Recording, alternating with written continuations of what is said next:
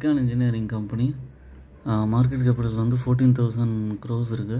Current price வந்து 1,337. இவங்க மெயினாக வந்து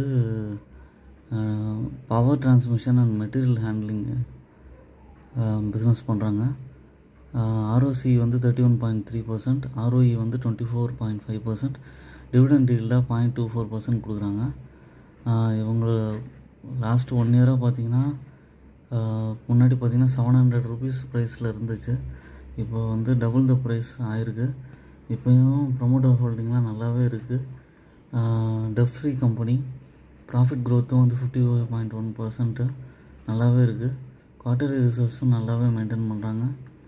அதுக்கப்புறம் வந்து பார்த்திங்கன்னா